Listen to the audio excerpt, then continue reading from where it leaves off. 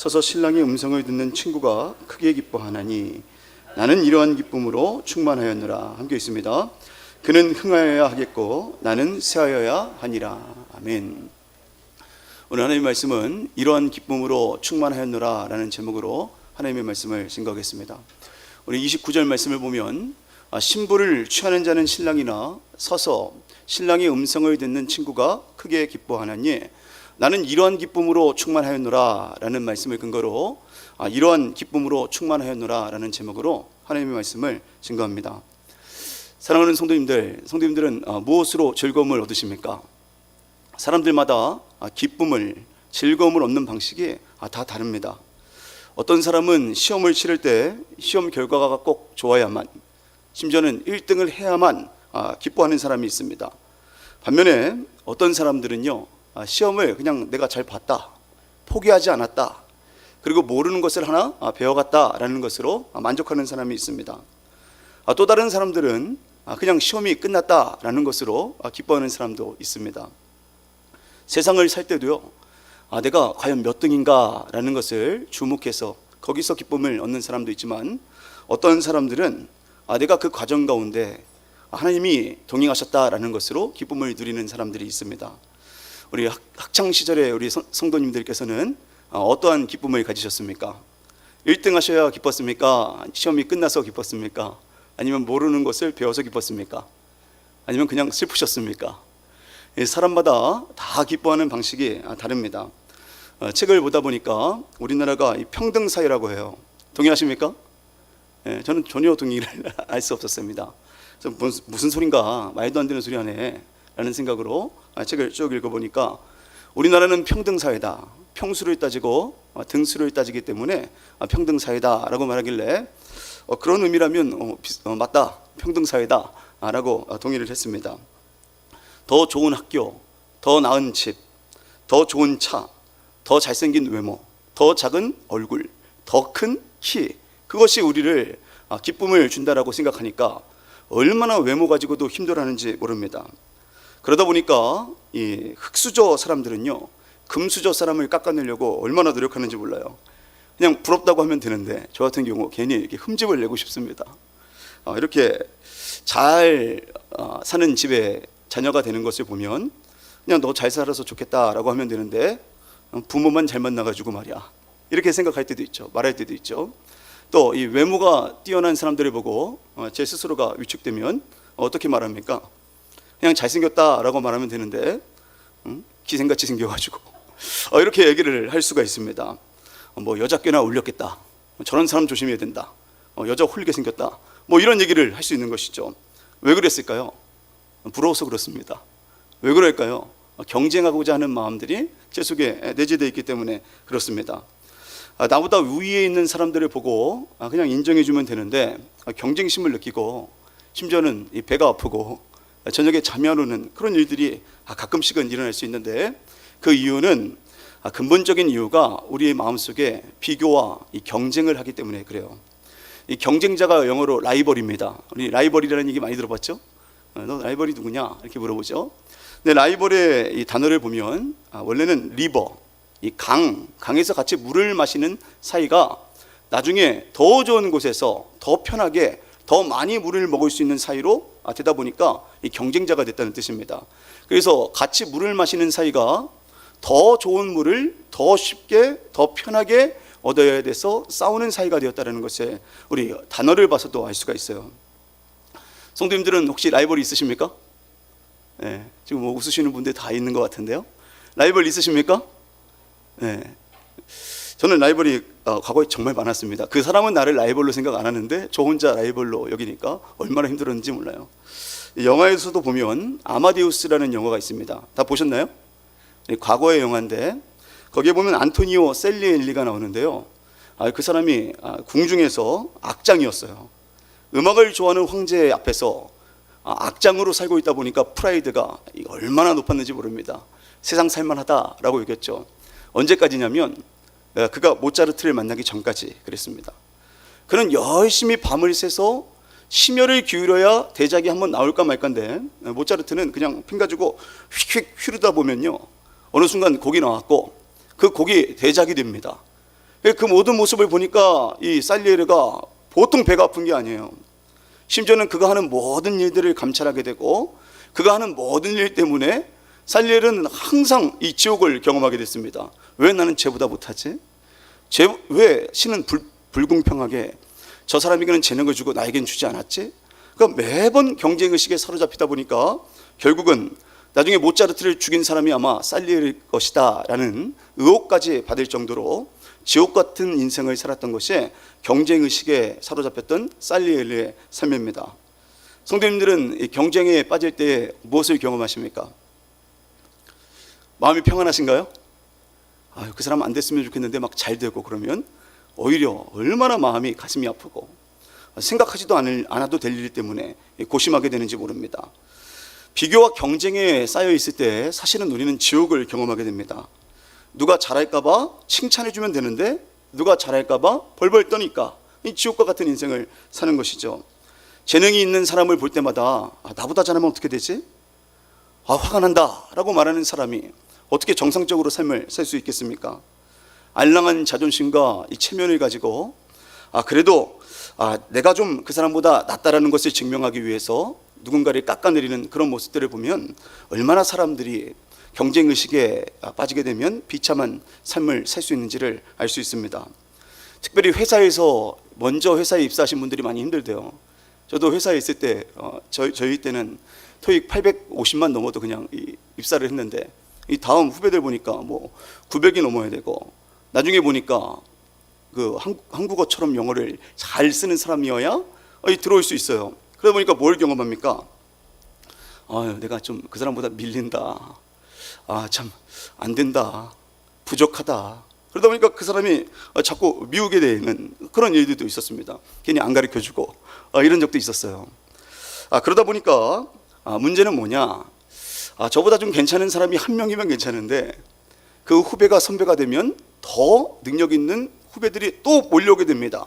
근데 그 사람들과 항상 비교해서 내가 이겨야 된다라고 생각하면 그가 어떤 것을 경험합니까? 이 지옥을 경험할 수밖에는 없습니다. 따라서 성경은 예수님을 믿지 않는 상태로 살아가는 사람들은 어떤 사람이냐? 우리 성경 말씀을 보니까 뭐라고 말씀하고 있습니까? 우리 18절 말씀 같이 읽겠습니다. 시작. 그를 믿는 자는 심판을 받지 아니하는 것이요 믿지 아니하는 자는 하나님의 독생자의 이름을 믿지 아니하므로 벌써 심판을 받은 것이니라. 이 그리스도를 떠난 삶은요 이미 하나님이 주시지 않은 생각들을 너무 많이 하다 보니까 이미 심적으로도 지옥에 살고 있고 육체적으로도 금신 가운데 살고 있다는 것을 알 수 있습니다. 그리스도를 떠난 사람들은요 생각하는 방식이 정말 다릅니다. 제가 과거에 그런 삶을 살았기 때문에 잘합니다.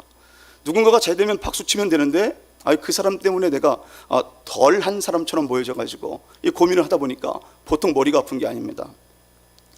양아진 외국인 묘지에 두 아버지가 아들을 잃고 비문을 기록한 내용이 있습니다. 한 사람은 2년 전에 먼저 자녀를 12살 아이를 보낸 사람이고요. 그 이후에는 85년 8월 10일 날 후지산에 추락함으로 말미암아 아들을 잃은 아버지입니다. 그 후지산에 추락한 아들을 기념하여서 양아진의 묘에다가 하나님을 믿지 않는 사람은 어떻게 그 아버지가 글을 남겼냐면요, 인류 발전에 기여할 수 있는 너희들인데 아깝다, 억울하다, 비참하다 라는 글이었습니다. 공감은 되죠? 그런데 이미 그 2년 전에 그분이 돌아가시기 전에 먼저 12살 아들을 잃었던 그리스도 예수를 믿는 아버지는 전혀 다른 비문을 썼습니다. 뭐라고 썼냐 하니까 내 아들의 기쁨의 삶은 주님과 더불어 지금도 계속되고 있습니다 라고 기록했습니다. 무엇을 말합니까? 그리스도 예수 안에 있는 자들은 하나님이 주시는 기쁨으로 세상의 좌절된 형편 때문에 낭망하지 않는다는 것을 알 수가 있습니다. 사랑하는 성도님들, 오늘 다른 건 없어도 우리 그리스도 예수 안에 있는 삶을 살아가기를 간절히 원합니다. 전혀 삶의 스타일이 달라지는 것이죠. 그런데 사람들이 착각하는 것 중에 하나가 예수님만 오지 않았으면 우리는 잘 살 수 있는데 괜히 죄를 심판하신다고 해서 우리가 지옥불에 떨어지는 운명에 처했다라고 착각합니다. 예수님이 오지 않으시면 우리는 지옥에 안 가나요? 아니요. 인간은 원래 죄에 빠져 있기 때문에 예수님이 이 땅에 오시기 전부터 지옥불로 향할 수밖에 없는 운명에 처해 있었습니다.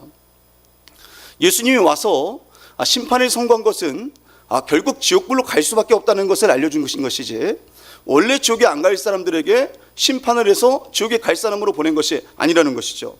그럼에도 불구하고 사람들이 예수님이 괜히 불길한 얘기를 해가지고 내가 지옥불에 떨어지는 것은 아닌가 착각하는 경우가 왕왕 있습니다.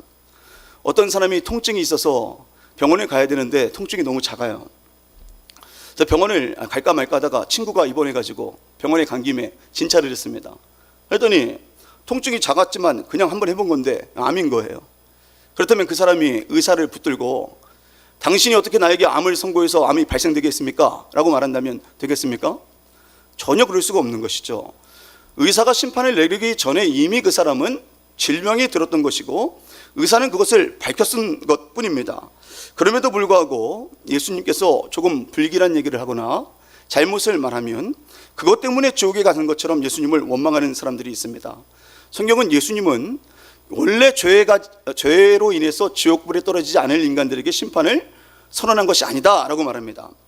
오히려 성경은 예수님이 이 땅에 왜 오셨다라고 말하고 있습니까? 우리 17절 말씀 같이 읽겠습니다. 우리 빨간색만 한번 읽겠습니다. 시작. 세상을 심판하려 하심이 아니요 구원을 받게 하려 하심이라. 의사가 암 진단을 한 것은 진단을 통해서 수술을 받고 낫게 하는 것이지 오히려 없는 암을 유발시키지 않는 것처럼 예수님이 이 땅에 오신 것은 혹시 우리의 잘못을 지적한다면 그것은 우리를 심판하려는 것이 아니라 우리를 돌이켜서 생명을 얻게 하는 것이라고 말씀하고 있습니다. 성경 말씀을 읽을 때에 과거에 레마라고 해가지고 성탄절날 말씀을 뽑는 것이 있었습니다. 다 기억하시나요? 근데 어느 순간부터 그것을 그대로 출판사에서 나온 대로 뽑게 하지 않습니다. 왜 그런가 하니까 성경 말씀인데 조금 불길한 말이 나오면 사람들이 재수없다고 생각하는 거예요. 말씀을 뽑았는데 네 죄를 고백하라 뭐 이런 말씀이 나오니까 이거 크리스마스에 와서 기분 망쳤다 라고 말한다는 것이죠. 근데 자세히 생각해 보면 그것이 기분이 망칠 일인가요? 혹시 잘못이 있다면 그 잘못을 돌이키라는 하나님의 사랑의 메시지입니다. 우리가 듣고 싶어하는 것만 듣고 싶어 한다면 하나님께서 우리를 사랑하셔서 돌이키라고 하는 말씀을 들을 수가 없습니다. 예수님께서 우리 가운데 혹시 찔리는 말씀을 주신다면 그것은 심판을 받기 위함이 아니라 구원을 위해서 우리를 인도하시는 하나님의 손길입니다. 혹시 교회에서 또 말씀을 통해서 언짢은 일을 듣게 된다면 그것을 인정하고 받아들이고 하나님이 나를 이만큼 사랑하시는구나 라고 여길 수 있는 성숙한 믿음이 제가 갖기를 원하고 사랑하는 성도님들이 가지시기를 원합니다. 제가 이 말씀을 묵상하고 있을 때 제가 이 농담을 참 좋아해요. 제가 설교단 밑에서는 거의 농담이 반반인 것 같아요. 그러다 보니까 실수를 참 많이 하는데 어떤 분이 제 농담을 하는 것을 듣고 사람을 좀 이렇게 내리 깎는 그런 말들을 한다는 거예요. 이게 저에게 좋은 얘기입니까? 안 좋은 얘기입니까? 그래서 기분이 상당히 나빴습니다. 근데 보니까 정말 그렇더라고요. 그래서 아내한테 물어보니까 당신이 정말 그런 게 있어 라고 얘기를 해서 제가 새벽에 기도하고 인정하기로 했습니다. 그랬더니 하나님이 얼마나 큰 평안을 주시는지 몰라요. 잘못을 하나님께서 지적하신다면 그것은 우리를 죽이려고 하는 것이 아니라 살기 위해서, 돌이키기 위해서 부르심에 합당한 삶을 살 수 있도록 주님이 인도하시는 섭리입니다. 그 섭리를 바라보며 오늘 우리에게 불편함을 뛰어넘어서 하나님이 인도하시는 길을 걸어갈 수 있는 복된 길을 걷기를 간절히 소망합니다. 그런데 이 예수님이 구원을 주시기 위해서 왔는데 조금만 잘못된 얘기를 해도 마음이 너무나 속상합니다. 같이 물을 먹어야 하는 사이지만 머리는 알고 있는데 마음으로도 믿고 있는데 그가 나보다 잘 되니까 내가 잘 되지가 않으니 물질적으로 경제적으로 또 명예적으로 손상을 얻게 되니까 그 사람이 자꾸 미워요. 격려해야 되는데 자꾸 쓴소리를 하게 됩니다. 어떻게 이런 비교와 경쟁 구도의 세상 속에서 그와 상관없이 누군가가 가지고 있는 것들을 지지해주고 칭찬하는 삶을 살 수 있을까요? 세례 요한 역시 비교와 경쟁 구도 속에서 대단한 유혹을 받았습니다. 어떤 유혹입니까? 세례 요한의 제자들은 세례 요한에게 이렇게 말했습니다. 요한복음 3장 26절 말씀을 같이 읽겠습니다. 시작. 라비어, 선생님과 함께 요단강 저편에 있던 이 곧 선생님이 증언하시던 이가 세례를 베풀매 사람이 다 그에게로 가더이다. 예수님이 오니까 세례 요한에게 세례를 베푸던 사람들이 다 갔다고 합니다. 다. 제가 설교자다 보니까 대입이 딱 돼요. 제가 설교하니까 수요예배 아무도 안 왔다. 제가 어떤 마음이 느낄까요? 성령 충만해서 우리 옥전도사님이랑 둘이 찬양하면 되나요? 그러면 되는데 보통 서운한 게 아닐 것입니다. 세례 요한은 예수님보다 6개월 먼저 출생한 형입니다. 그리고 예수님은 30세가 돼서 목수의 일들을 하고 드디어 공생애를 시작할 때 세례 요한은 광야에서 메뚜기와 석청을 먹으면서 대단한 경건의 훈련을 했어요. 사람들이 누구나 인정할 수 있을 만큼 경건의 사람입니다. 그래서 수도사와 같은 삶을 살았던 것이죠. 그리고 그가 먼저 요단강에서 세례를 베풀었는데, 그리고 출신 배경도 예수님보다 좋았습니다. 예수님 같은 경우는 사람들이 비아냥거리면서 나사렛 목수가 뭘 나서냐라는 말을 할 정도였지만, 세례 요한은 어떤 사람입니까? 경건한 아버지 사가랴가 제사장이었습니다. 그리고 그가 얼마나 제사장으로서 사람들에게 존중을 받는 사람인지 모릅니다. 그러다 보니까 이 세례 요한이 사람들에게 예수님보다 얼마든지 우월해 보일 수가 있는데, 사람들이 어느 순간 예수님을 다 쫓아가니까 보통 마음이 아프지 않을 수 있는 그런 환경을 경험하게 된 것입니다. 세례 요한이 어느 날 예수님을 보고서 저 예수님 믿으면 안 돼, 우리 편 다 일로 와 라고 얘기하지 않았습니다. 뭐라고 얘기했습니까? 보라, 세상 죄를 지고 가는 하나님의 어린 양이로다. 그분에게 가야 된다. 이 말을 듣고 세례 요한의 제자들이 예수님을 대거 쫓아갔습니다. 그 정도만 해도 대단한 신자 아닙니까? 그리고 이제 경쟁에서 조금 도태되는 것 같지만 세례 요한은 그래도 이제 세례를 줄 수 있습니다. 세례 요한답게 적어도 세례를 줄 수는 있는 것이죠. 근데 이게 세례를 주고 있다 보니까 세례 요한의 제자들이 어느 날 와서 이제 다 예수님께 갔다라고 말합니다. 너는 그냥 요한이지 세례 요한은 아닌 것 같다라는 말을 할 수 있는 그런 상황이 된 것입니다. 우리 성도님들 같으면 어떤 마음이 들겠습니까? 우리 다락방에서 이렇게 잘 훈련받고 있는데 어떤 다른 다락방으로 다 다락방원들이 갔습니다. 그랬더니 다락방 과장님이 뭐라고 말할 수 있겠습니까? 잘 갔다 라고 얘기할 수 있나요? 보통 섭섭한 것이 아닐 것이에요. 근데 이 몇 명 남은 게 아니라 다 갔다는 얘기를 들었을 때 세례 요한은 경쟁과 이 비교 의식에 사로잡혀서 이 사단의 충동질을 얼마든지 받을 수 있는 상황인데, 그런 큰 위기 가운데 세례 요한이 무엇을 했느냐? 우리 27절 말씀을 보니까 뭐라고 말하고 있는 것을 알 수 있습니까? 같이 말씀을 읽겠습니다. 시작. 요한이 대답하여 이르되 만일 하늘에서 주신 바 아니면 사람이 아무것도 받을 수 없느니라. 사람들이 경쟁 구도를 조장하고 있고 그 제자들이 지금 너에게 남은 게 뭐가 있느냐? 비교 의식에 빠지게 할 때 세례 요한은 사람들이 아니라 하늘을 바라봤습니다. 하나님께서 과연 어떤 일들을 원하시는가에 집중했던 것이죠. 그러자 경쟁 구도 속에서 지옥에 빠질 수 있는 환경에서 하나님을 바라보자 어떻게 됩니까? 경쟁의 유혹에서 벗어나게 되는 것을 볼 수 있습니다. 오늘 하루에도 몇 번씩이나 성도님들은 경쟁에 부추기는 여러 사람들을 만날 것입니다. 그렇지 않나요? 그렇지 않아요? 자녀가 어디 갔다고 하면 그러면 우리 자녀는 여기 갔는데 이렇게 얘기를 듣자마자 어떤 의식이 생깁니까? 이 경쟁 의식이 생겨요.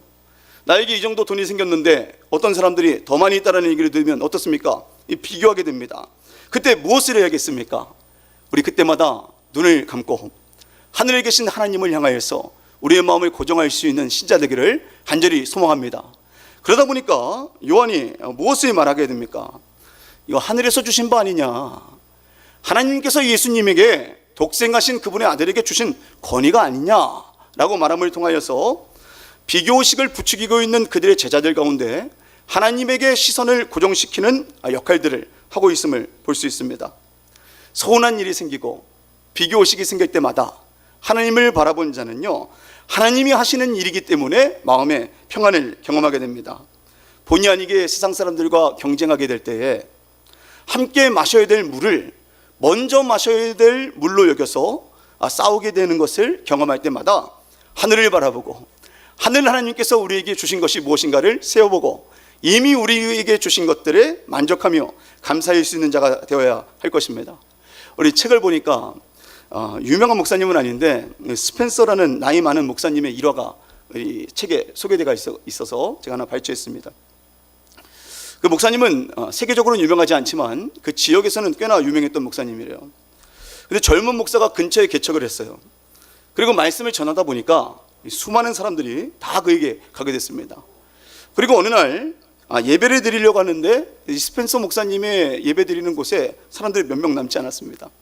그래서 이 스펜서 목사님이 물어봤대요. 남은 성도들에게 다 어디 간 겁니까? 라고 물어봤어요. 그랬더니 남아있는 성도들이 이렇게 얘기를 했습니다. 아니 목사님 모르십니까? 그 사실을? 옆에 그 젊은 목사 와가지고 다 그리러 갔습니다 라고 말했다는 거예요. 자, 우리 성도님들 같으면 그럴 때 뭐라고 대답하겠습니까? 너도 가려고 했냐? 이렇게 얘기할 수도 있겠죠. 아니면 걔네들 다 데리고 와 라고 얘기할 수도 있겠죠. 배신을 때렸다 라고 말할 수도 있겠죠. 근데 이 스펜서 목사님은 이 세례 요한을 보면서 어떤 마음의 다짐을 했는지 뭐라고 대답했냐면 그러면 우리 그 능력 있는 목사님 설교도 언젠가 우리도 한번 들으러 가자 라고 말을 했습니다. 나에게 얼마나 사람이 있느냐에 집중했다면 지옥이 되었을 것입니다. 그러나 하나님의 말씀을 누군가가 같이 전하고 있다라고 생각한다면 그것은 협력해야 될 대상으로 여기는 기회가 되는 것이죠. 사랑하는 성도님들, 자신이 갖지 못한 능력에 집중을 하다 보면 주신 것에 대한 감사가 잃어버리고 하나님의 뜻이 무엇인지에 대해서 생각할 틈을 잃게 됩니다. 우리가 가지지 못한 능력은 하나님께서 그에게 주신 은사임을 믿으시기 바랍니다. 그렇다면 하나님이 주신 은사이기 때문에 내가 없는 그에게 있는 능력은 나에게 도움이 된다는 것이에요. 저에게 없는 것, 성도님들에게 없는 것을 우리 양옆에 사람들이 가지고 있으십니까? 제가 보니까 벌써 그 한두 개가 있는 게 아닙니다. 참 부러워요. 찬양 잘하시는 우리 분들 보면, 그죠? 그 젊음도 느껴지고, 저는 그 옥 목사님 보면 항상, 우리 옥 전도사님 보면 항상 젊다, 부럽다, 나도 옛날에는 그런 적이 있었는데, 그래서 제가 그를 미워하지 않습니다. 얼마나 귀하나, 가급적 빨리 방학해가지고 매일 찬양인도 했으면 좋겠다, 이런 마음을 갖게 되는 것이죠. 그러면 마음속에 얼마나 기쁨이 됩니까? 그런데 제가 옥 목사님, 옥 전도사님을 보면서 나보다 키도 크고 게다가 찬양까지 잘해? 물도 주지 말아야지, 이런 생각을 한다면 이 지옥이 되지 않겠습니까? 마태복음 25장을 보면 달란트 비유가 나오는데요, 하나님의 주권을 인정하는 자의 여유와 평안에 대해서 말하고 있습니다. 우리에게 남이 있는 게 없지만 하나님이 나를 사랑하신다, 그리고 내가 주님을 바라볼 만큼 딱 거기까지의 자원을 주셔서 주님 놓지 않게 하셨다 라고 여기면 무엇을 경험합니까? 하나님의 주권을 인정하는 자는요, 여유가 있고 평안을 가지게 됩니다. 우리 다른 건 인정하지 못해도 하나님의 주권을 인정해서 여유를 가지고 평안을 누릴 수 있는 자가 우리 모두가 되기를 간절히 원합니다. 이 마태복음 25장을 보면요, 달란트 비유가 나와요. 근데 저는 처음에 이 달란트 비유를 볼 때 어떤 사람에게는 5달란트를 주고 어떤 사람에게는 몇 달란트를 줬죠? 2달란트를 주고 또 다른 사람에게는 1달란트를 준 내용 때문에 참 시험에 들었습니다. 나는 분명히 1달란트일 것이다 라는 생각이 들어서 그렇습니다. 벌써 이 성경을 보는 초점이 다르죠. 정신 못 차리고 말씀을 읽다 보면 성경에 의도하지 않는 것에 집중할 수가 있습니다. 성도님들은 어떤 달란트를 받고 싶습니까? 5달란트, 2달란트, 1달란트. 자, 어떤 달란트를 받으시고 싶은가요? 네? 한번 저를 따라주세요. 제가 이제 믿음의 고백입니다. 자, 주신 대로 갚겠습니다. 시작. 아니, 주신 만큼 갚겠습니다. 이 믿음이 필요한 것이죠. 5달란트 가져야 될, 2달란트 가져야 될 사람이 5달란트를 가지면요, 3달란트만큼을 주님을 의지해야 되는데 주님을 의지할 틈이 생기지 않습니다. 따라서 성경을 보면 달란트 비유를 할 때 누가 더 좋다라는 얘기를 하지 않아요.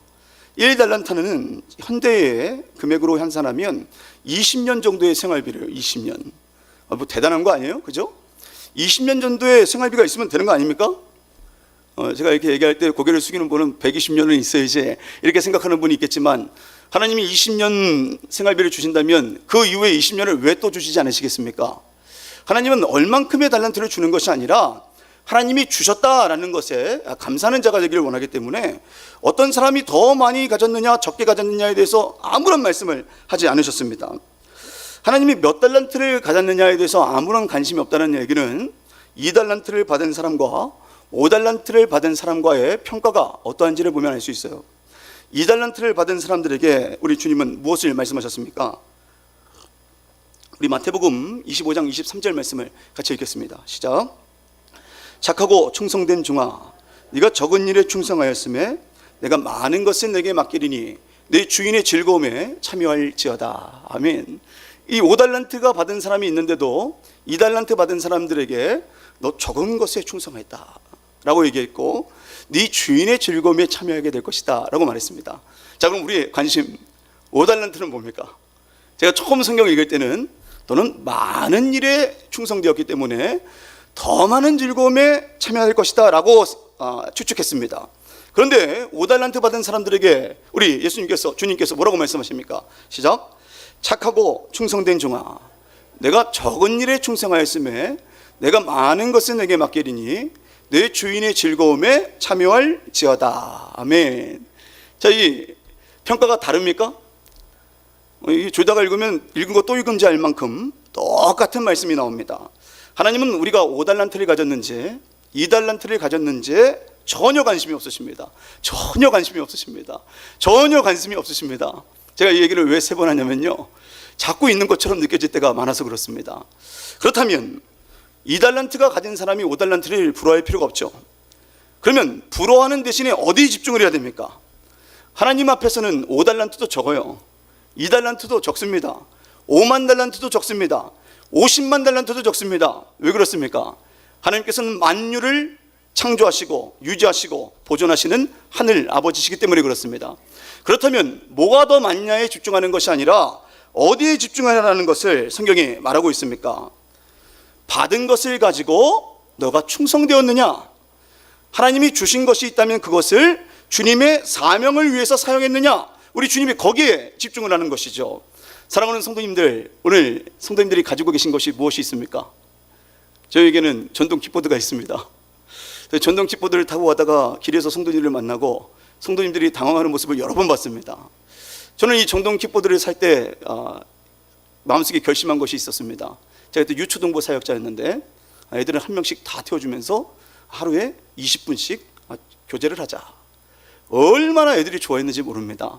우리가 가지고 있는 것이 있다면 그것으로 뭐 벤츠는 없을지라도 근사한 차는 없을지라도 그것으로 하나님의 영광을 돌린다면 우리 주님이 적은 일에 충성하였기 때문에 많은 것은 너에게 맡기고 주인의 기쁨에 참여할 것이다 라는 칭찬을 받게 되실 줄 믿으시기 바랍니다.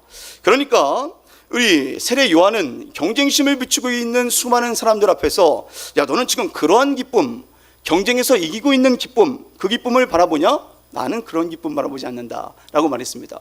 그렇다면 요한은 어떤 기쁨을 가지고 있는 것입니까? 우리 29절 말씀을 읽습니다. 시작.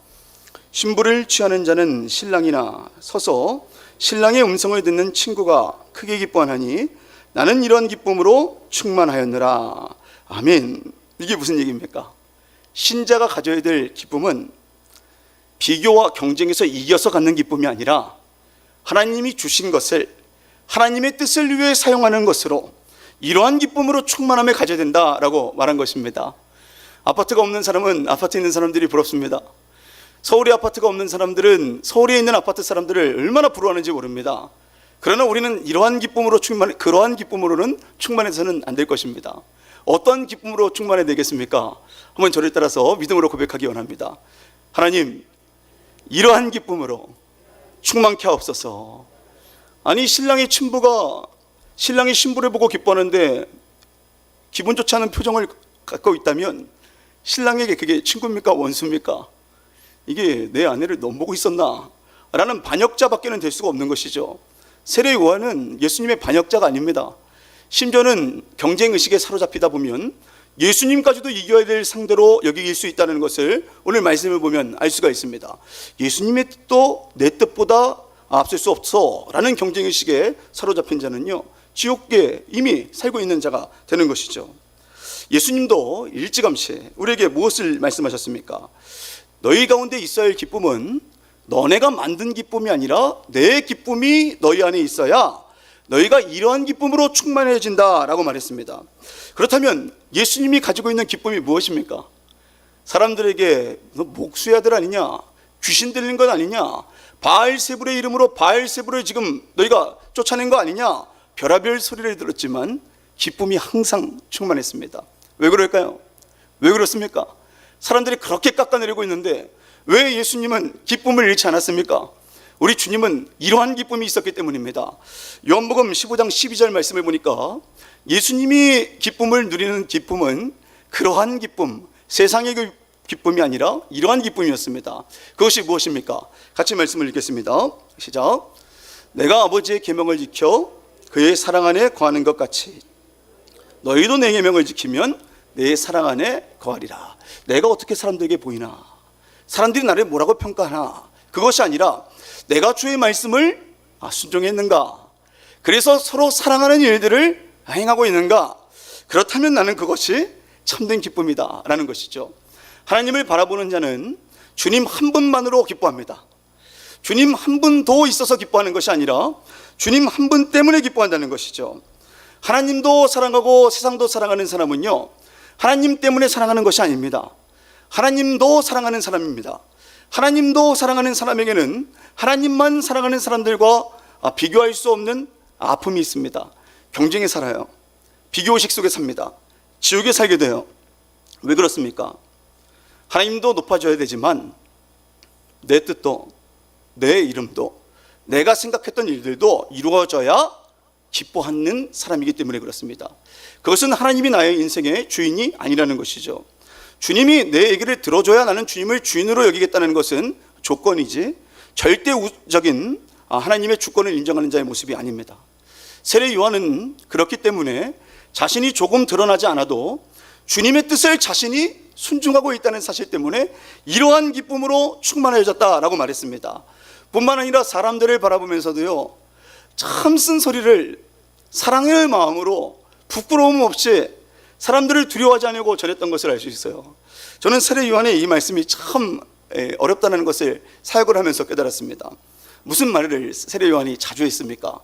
우리 마태복음 3장 우리 8절 말씀을 보니까 회개에 합당한 열매를 맺어라 라고 말하는 것이죠. 어떤 친구가 청년들이 전화를 해가지고 저에게 말합니다. 저는 정말 주님을 사랑합니다. 그래서 주님을 위해서 목숨이라도 바칠 것 같은데 결국 마지막 내용은 뭐냐? 이번 주일은 친구와 약속이 있어서 온라인으로 예배 드리겠습니다 라고 말합니다. 그럼 저는 어떤 얘기를 해주고 싶냐면 회개에 합당한 열매를 맺어라 라고 말하고 싶어요. 그렇지만 그가 떠나갈까 봐 못 얘기하겠어요. 그래, 다음에는 우선순위를 주님께 드려봤으면 좋겠다. 주님이 적어도 뭐라고 말씀하시는지 우리 들어보자 라고 말할 수 있는 것이죠. 왜 세례 요한은 사람들 앞에서 사람들의 비유가 아니라 하나님이 기뻐하시는 뜻을 가감없이 전파할 수 있었습니까? 뒤에 우리 빨간색 글씨를 보니까 항상 누구를 의식하고 살았던 것을 알 수 있죠. 우리 뒤에 있는 빨간색 글씨 한번 읽어보겠습니다. 시작. 내 뒤에 오시는 이는 나보다 능력이 많으시니 내 뒤에서 내 위에서 하늘에서 주님이 나에게 명령한 사역이 무엇인가? 잘못한 사람들을 박수치고 있는 사역인가? 아버지의 마음을 잃은 자들이 돌이켜서 주님께 나아갈 수 있도록 나에게 광야에 외치는 소리가 되려고 한 것인가? 항상 묵상했던 세례 요한은 많은 사람들 앞에서 사람들의 귀를 즐겁게 해주는 소리보다는 하나님의 마음을 후련케 해주는 메시지로 사람들 앞에 나아갈 수 있었음을 성경이 말씀하고 있습니다. 오늘 우리들의 자녀들에게, 오늘 우리가 만나는 사람들에게 그들의 마음을 평안하게 하여서 주님의 말씀을 등지고도 즐거운 마음을 갖게 하는 것이 아니라 혹시 주님과 어긋난 길을 가게 한다면 돌이켜서 주님을 바라볼 수 있는 이정표가 저와 성도님들의 언행심사가 되기를 간절히 소망합니다. 왜 그렇습니까? 주님을 의식하기 때문에 사람을 의식하지 않는 삶을 살아갔기 때문에 그렇습니다. 주님도 사랑하는 사람들은 우리 기복신앙 같은 신앙을 가지게 됩니다. 기복신앙은 처음에는 의미가 있을 수 있지만 계속 그 삶을 살다 보다면 치명적인 위기를 경험하게 됩니다. 저는 이 입시 기도를 합니다. 얼마나 두렵겠습니까? 그래서 어머니들과 이 입시 기도를 제가 중고등부 사역할 때도 했어요. 하지만 절대 그 입시를 통해서 원하던 대학에 갈 수 있도록 기도하지는 않습니다. 뭐라고 기도하냐면 주님의 뜻을 알고 순종하고 그것에 만족할 수 있도록 기도하자라고 말합니다. 만약에 입시의 성공만을 위해서 기도한다면 언제 주님을 떠나갑니까? 입시에 성공했기 때문에 주님을 떠나가게 되는 것이죠. 그것은 하나님을 위하는 것이 아니라 자기의 뜻을 이루기 위해서 하나님을 이용하는 미신행위밖에는 될 수 없는 것입니다. 세례 요한은 주님도 사랑하는 사람이 아니라 주님만 사랑하는 사람이요 주님을 주인으로 삼았기 때문에 나의 주인 된 것을 고집하지 아니하였고 하나님의 계명을 지키는 것을 이러한 기쁨으로 충만한 자다라고 얘기할 수 있었던 믿음의 사람이었습니다. 사랑하는 성도님들, 우리 주님만으로 기뻐하시길 간절히 원합니다. 그러기 위해서는 아닌 걸 아니라고 말해야 됩니다. 세례 요한은 아니다라는 얘기를 참 많이 했어요. 무엇이 아닙니까? 나는 그리스도가 아니요 라고 말을 했습니다. 그러니 하나님의 뜻을 따라가야 되는 것이 아니냐라는 것이죠. 그 말씀은 이미 요한복음 1장 20절에서도 세례 요한이 했던 말입니다. 자주 했을까요? 가끔 했을까요? 아니면 이번에 처음 했을까요? 자주 말하는 것입니다. 자주 우리가 말해야 될 것이 무엇이 있습니까? 나는 하나님이 아니다. 나는 목사다. 나는 하나님의 뜻을 만들어내는 사람이 아니다. 나는 하나님의 말씀을 전해주는 사람일 뿐이다. 나는 하나님의 말씀을 능력 있게 하는 자가 아니다. 하나님의 말씀 자체가 능력이 있다는 것을 믿고 단지 전달할 뿐이다 라는 마음을 가진 자가 어떻게 자기가 능력을 발휘해야 된다고 하는 사람들과 같은 삶을 살아갈 수 있겠습니까? 요한은 이미 요한복음 1장 20절에서도 나는 그리스도가 아니라 말했습니다. 저와 성도님들의 고백이 이 고백이 되기를 원합니다. 한번 저를 따라서 한번 믿음으로 고백합시다. 나는 하나님이 아닙니다. 실수할 수 있습니다. 내가 원하는 것은 틀릴 수 있습니다. 그래서 주님이 다른 길을 제시하신다면 하나님 나는 그 길을 가는 것으로 이러한 기쁨으로 충만하게 여기겠습니다. 나는 주님이 말씀하신 신명기 21장의 그 선지자가 아닙니다. 나는 땅에서 난 자고 주님은 하늘에 계신 분이십니다. 그런데 어떻게 해서 주님 한 분만으로 만족하지 못하고 내가 가지고 있지 못한 것을 인하여서 주님을 원망할 수 있습니까?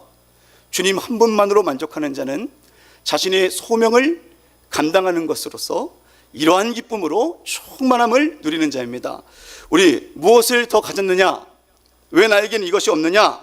우리가 불평하는 것이 아니라 나는 이러한 기쁨으로 충만한 자다라고 말하며 주님의 소명을 이루는 데에 우리의 남은 시간과 우리의 에너지와 열정을 드리는 자가 우리 모두가 되기를 간절히 소망합니다. 하나님의 소망을 바라보는 자는 가지지 못하는 것 때문에 절망하는 것이 아니라 가진 것을 소명을 위해서 살아가기 위해 힘씁니다. 세상에 있는 많은 것들은요 일시적이에요. 정말 일시적입니다. 그렇지 않나요? 제가 이 설교 준비할 때가 이 청년부 설교 준비할 때인데 제가 이제 그 이사를 하게 돼서 짐을 꾸리고 있었어요. 근데 판도라의 상자죠. 이사 갈 때마다 한 번도 안 봤던 거. 그걸 한번 열어봤는데 거기에 알약이 있더라고요. 알약. 투명한 이 병에 알약이 있었습니다. 이게 내가 알약을 다 먹었었네 하고 알약을 이렇게 무슨 약인가 해서 뼈보니까 거기에 편지가 있었어요. 제가 그래서 이거 그냥 새 건가 보다 하고 제가 예선이를 우리 딸이 줬습니다. 근데 알고 봤더니 그게 제가 우리 아내한테 대학 때 보낸 연애 편지예요. 근데 저는 그게 지금 쓴지도 정말 기억이 안 날 정도입니다. 거기에 보니까 제가 전할 수 있는 말만 전하면 우리 지은이 난 널 위해 태어난 것 같아. 별 얘기를 다 써놓은 것이죠. 그 얘기를 우리 예선이가 저희 아내와 아들 앞에서 하자 저희 아들이 다 듣고 한 말이 있습니다. 그래서 결과가 이거야? 그때는 참 사랑했고 제 사랑이 변하지 않을 것 같은데 벌써 10년이 지나니까 그냥 집에 살고 있는 가족이고 뜨거움도 사라졌고 때로는 우정으로 의리로 함께하는 것을 경험할 때도 있습니다. 그러니 나는 아내를 사랑할 수 없는 자인가? 모세는 우리의 연수의 자랑은 수고와 슬픔뿐이다 라고 말했고 베드로도 우리의 인생은 풀이 마르고 꽃은 떨어지는 것처럼 유한하다 라고 말했습니다. 영원하지 않다 라고 말했습니다. 그러나 어떤 소망이 있습니까? 우리가 사랑이 식어질 때면 우리가 믿고 의지하는 주님을 바라보면 다시 주님은 이전보다 더 큰 사랑으로 형제와 자매를 사랑할 수 있고 그 주님의 능력으로 다시 주님의 가정을 주님의 가정으로 만들 수 있는 창조주 하나님이시오 피곤치 않으시는 분이시오 주님이 하신 약속은 반드시 이루시는 신실하신 주님이라고 성경이 말하고 있습니다. 우리가 했던 것들, 우리가 다짐했던 것들, 또 우리가 사랑해야 되는데 어느 순간 미워진 사람이 있습니까? 성도님들 그런 사람이 있습니까? 저만 있나요? 사랑해야지 했는데 다시 미워지는 사람, 그때마다 나는 세워야겠고 하나님이 흥해야 됩니다. 주님 나로 사랑할 수 있는 힘을 주십시오.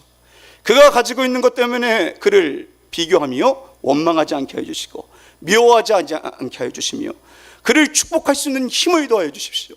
하나님, 내가 그를 바라보며 기도할 수 있게 하여 주십시오. 그들에게 있는 은사를 바라보며 하나님이 주신 것이라고 자랑할 수 있도록 인도하여 주십시오.